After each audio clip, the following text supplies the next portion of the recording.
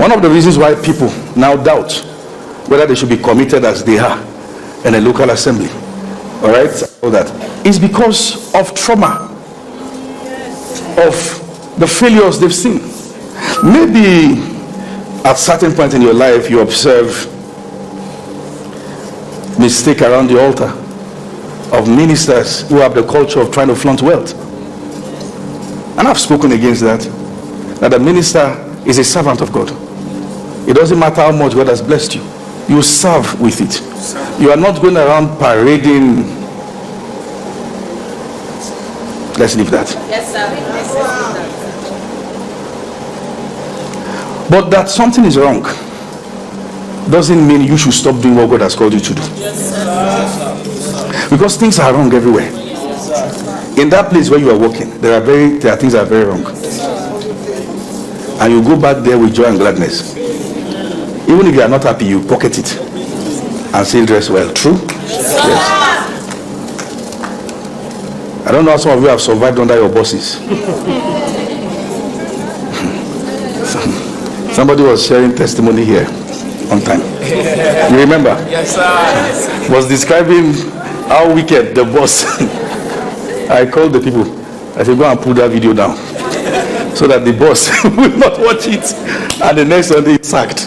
All right, but listen, many of these people that are even wicked, they have churches that they go to. Let me tell you something. Do you know the reason why, when it comes to understanding of kingdom, those of the other faiths, they are more conscious of it than believers? Listen, they are more conscious of it. Why? Because their faith is built on knowledge. Yes, sir. Yes, sir. You were exposed to a version of Christianity that is built on signs and wonders. Yes, sir.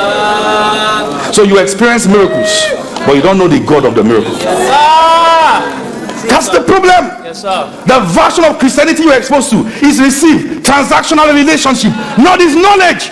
God revealed his acts to the Israelites, but his ways to Moses.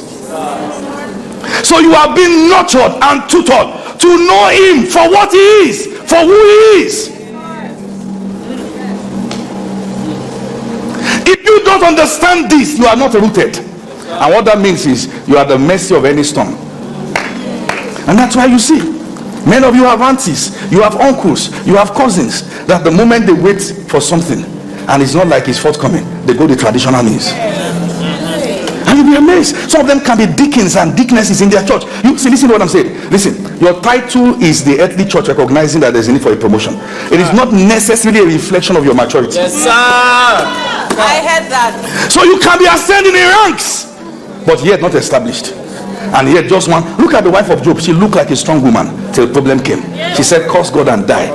Many believers look strong, but just one storm, they can steal. You see, listen. Many of us blame the government that they are stealing, they are doing all this, they are doing all that. Listen, there are people who don't have that opportunity, but if they do in a day, Nigeria will finish.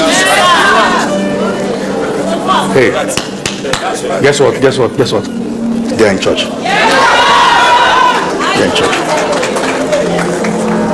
Many of us are only loud because corruption is not benefiting us. What have you done with the little opportunity and exposure you were given to money, to women, to fame? A believer is rooted. The character of Christ is formed in you.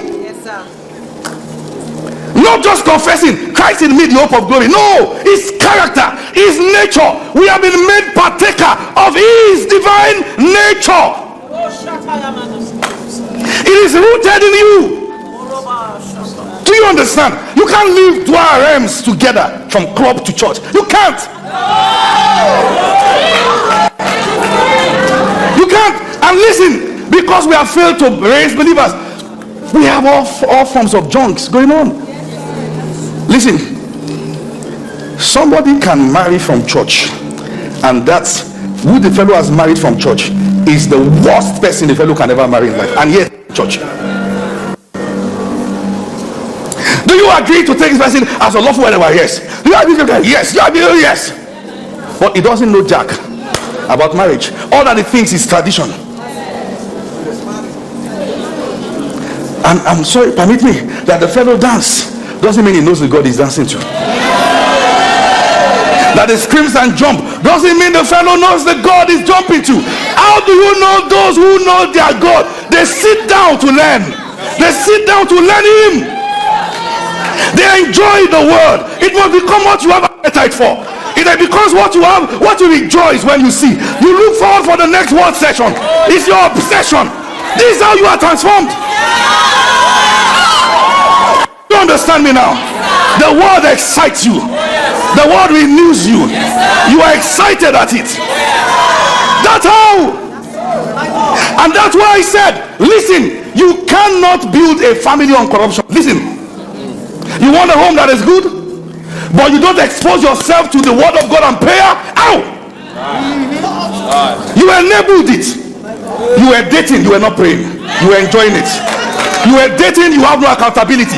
You were enjoying it. You were dating, you don't read the Bible. You were enjoying it. Now you are married, it doesn't come for Bible study. You are enjoying it. Enjoy the problem that comes with it. Because the only way we can guarantee anybody's transformation is the word. That's the only way. Impartation doesn't transform. It's the word. Do you understand? Sit for a moment. So we come to church to be nurtured, to be taught, to be prepared, to be groomed, to be discipled. And when we get to the point of discipleship, it is not a Sunday thing. To be discipled, you've got to participate. Oh yes, you've got to participate. You have to be reachable. You have, see, listen, it's wrong positioning to be in a church and nobody knows you exist. It's wrong positioning. So, but you know, there are so many and nobody. Okay, reveal yourself. What did I say? Reveal yourself.